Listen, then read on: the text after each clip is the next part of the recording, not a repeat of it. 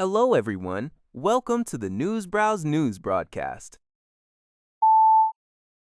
According to Nippon TV News NNN, the Chinese government announced retaliatory sanctions on June 22nd, imposing an export ban on dual-use goods to 10 U.S. companies, including drone manufacturers and military vehicle makers.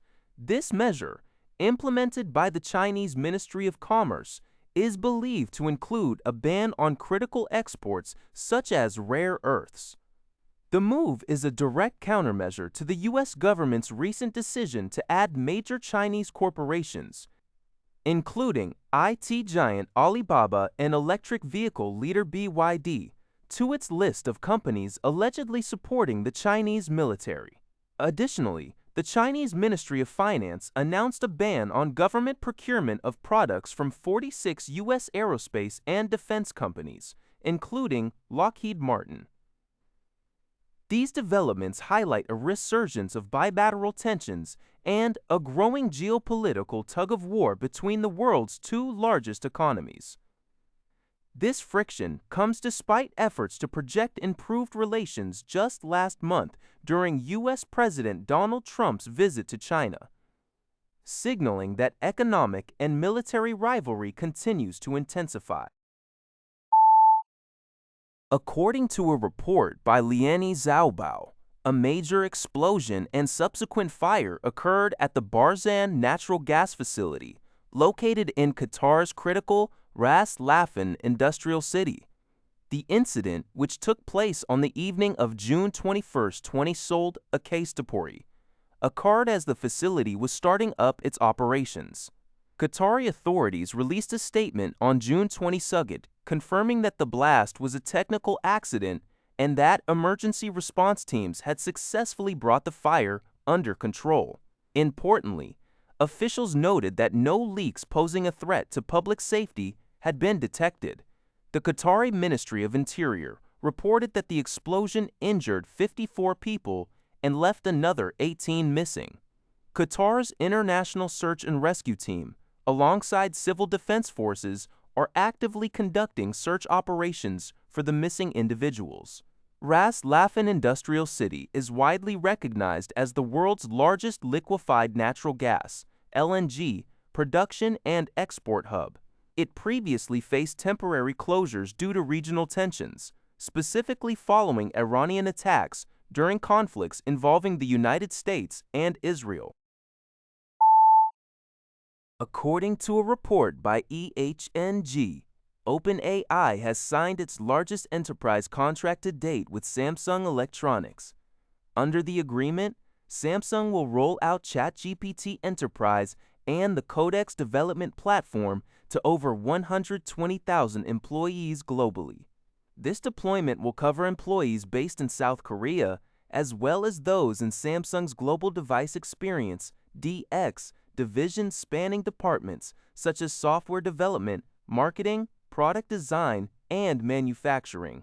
Codex, which started as a software tool, has evolved into a general-purpose platform supporting non-technical tasks and business automation. Samsung's workforce will leverage these AI tools for tasks like information retrieval, data analysis, document writing, and creative development, operating safely within the company's secure policy framework. Furthermore, the two tech giants plan to deepen their collaboration beyond software to include hardware supply chains, focusing on high-end memory semiconductors necessary for next-generation AI infrastructure. This landmark deal signals a major acceleration in the integration of generative AI into corporate environments, paving the way for large-scale enterprise AI adoption. According to the Epoch Times, Brazilian authorities are investigating a major security breach of the nation's civil defense alert system. The cyberattack caused millions of citizens to receive fake government emergency alerts on their mobile phones. The unauthorized messages, which were disguised as official extreme weather alerts, were sent early Saturday morning and contained the word misanthrope, implying a hatred of humanity. The alerts were initially detected in the southern state of Paraná before spreading to major metropolitan areas, including São Paulo and Rio de Janeiro. In response to the breach, the Civil Defense Alert platform was taken offline, and the cell broadcast tool, managed by the National Telecommunications Agency, Anatel, was temporarily disabled. Government officials confirmed that no severe weather events or natural disasters were forecasted at the time, and local civil defense departments clarified that none of their personnel triggered the alerts. The National Civil Defense Department and the federal police are working to identify the perpetrators behind the attack. According to a report by Laffan Zaubal, the preliminary results of Colombia's presidential election runoff held on June 21, 2026, show that Abelardo de la Espriella, an independent far-right candidate from the Patria Defensora coalition, has won the presidency. De la Espriella secured 49.3% of the vote, narrowly defeating left-wing coalition candidate Ivan Cepeda, who received 49%.